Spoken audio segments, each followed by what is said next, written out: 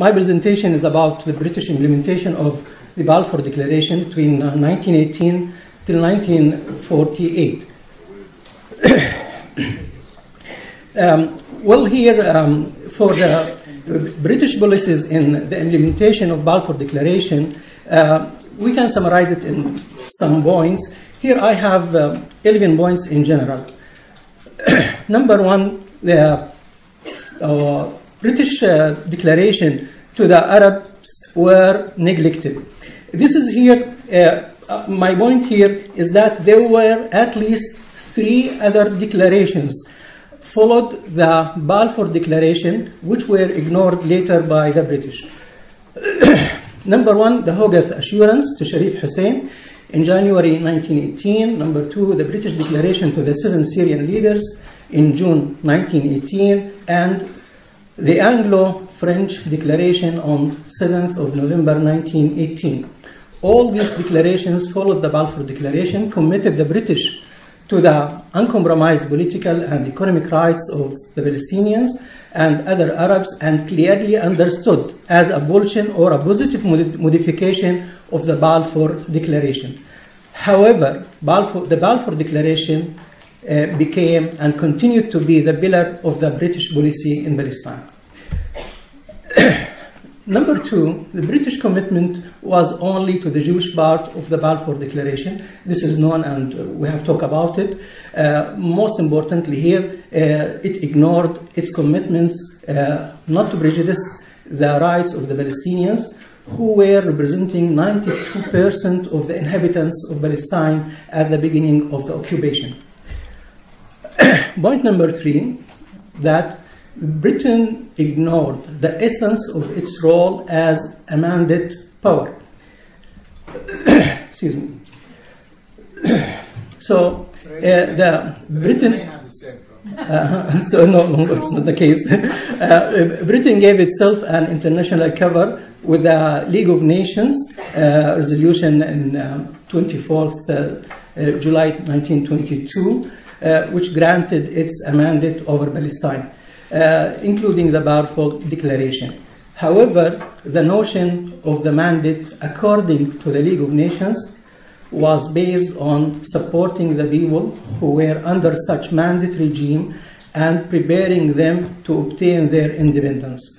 The documents pertaining the mandate of Palestine included Britain's responsibility in advancing institutions for local governance and fostering the civil and religious rights of all Palestinians.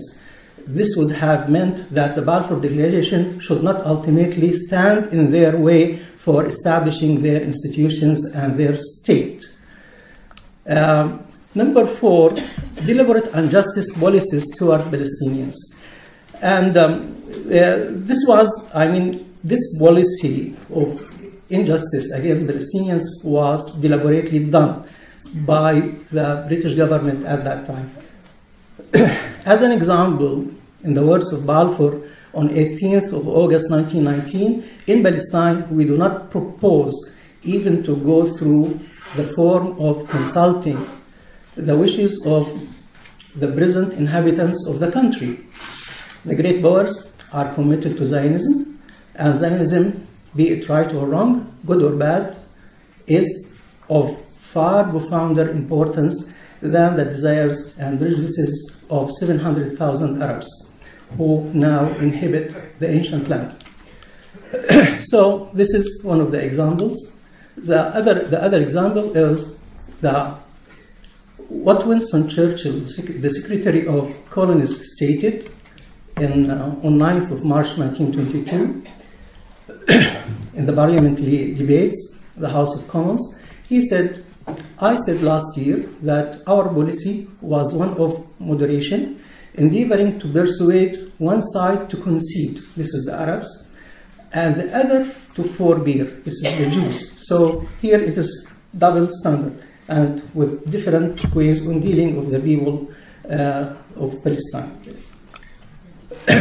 What was required is to develop the Zionist project smartly, gradually, and on the long run with the minimum opposition and costs.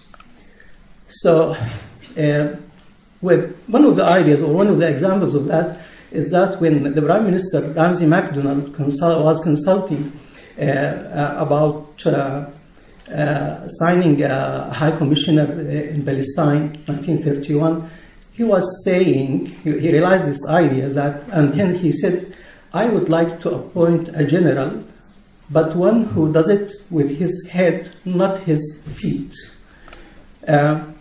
So, in the same idea of ignoring the rights of the Palestinians and also the outcomings of commissions and so on coming to Palestine, we have the example of ignoring the investigation committee recommendations of King Crane, which is an American committee, and which recommended that the Zionist claim of Palestine could only succeed through force and it should be abandoned.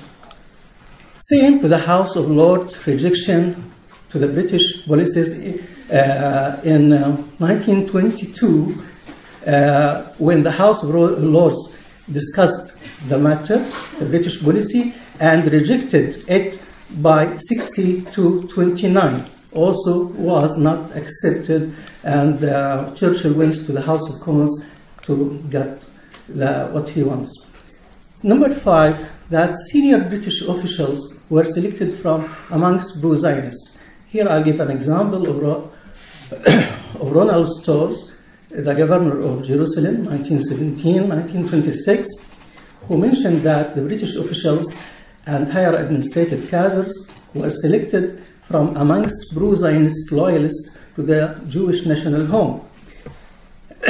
He continued that those few who were showing pro-Arab sentiments were eliminated. Same to Norman Bentwich, who was the Attorney General in 1920 till 1930, gave the same impression, and he himself was a staunch Zionist Jew. Number 6, the process of direct colonization. In general, the British imperialism was applying the indirect colonization. But here in Palestine, we have an exception. They apply strictly direct colonization, controlling all aspects of life.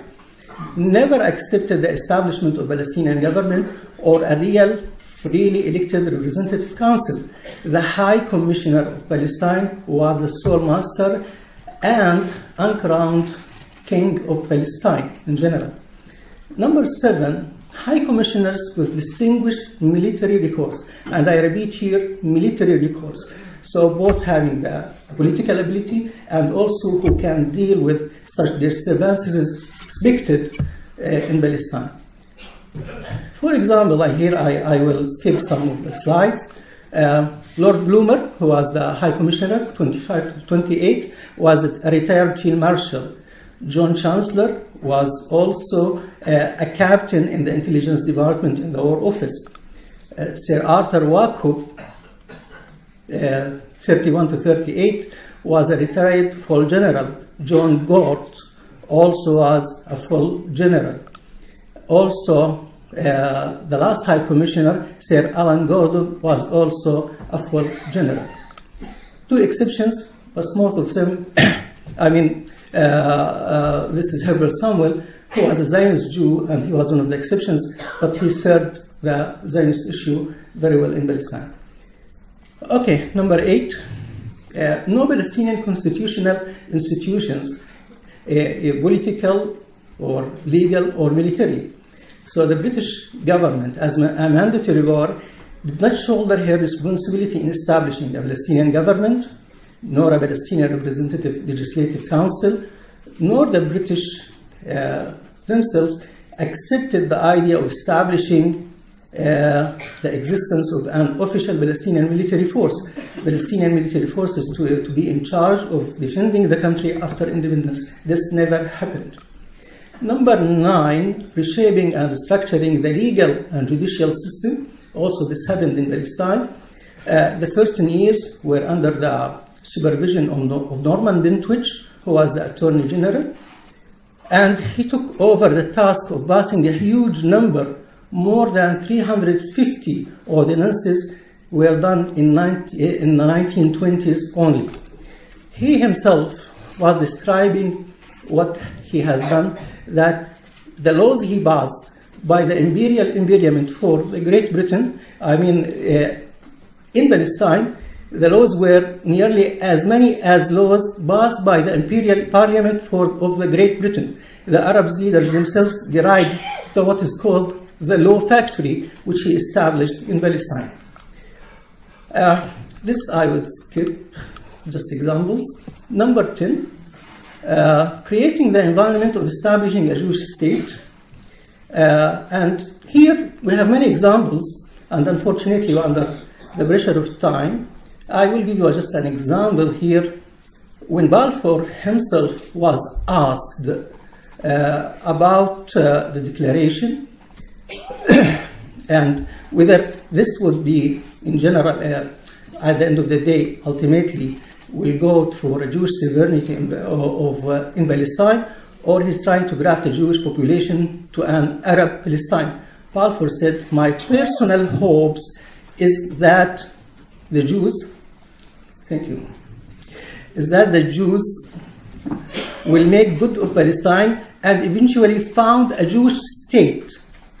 It is up to them now. We have given them their great opportunity. So this was 1918.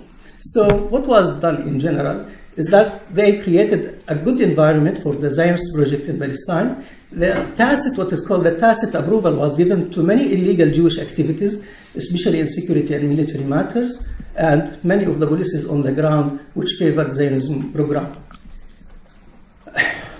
And for that, the Arabs reached the result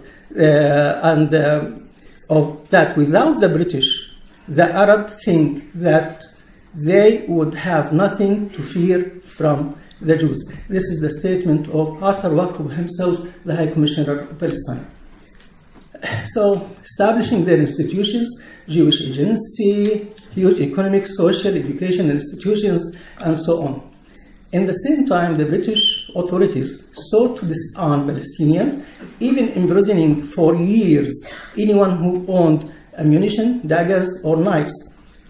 Besides, the British authorities crushed all Palestinian revolts, 1920, 21, 29, 93, 33, and also the Palestinian revolt, which continued for 3 years, 36 till 39.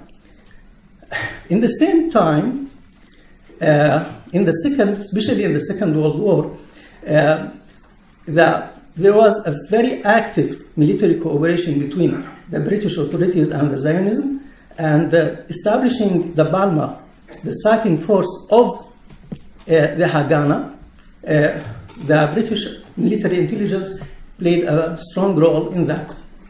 Also, in the Second World War, and by the end of this war, almost 32,000 Jewish soldiers were trained by British Army to cooperate within the Second World War. And when we came to 1948, there were more than 70,000 Jewish fighters who entered the war of 1948. Here, when someone, I think, mentioned Arab armies, these 70,000 fighters were more than 3 times the number of the so-called 7 Arab armies. So it was a myth, because all Arab armies came into Palestine were not more than 24,000 soldiers. Okay, by the period, within 30 years, the Jews' number multiplied by 12 times, from 55 till 650.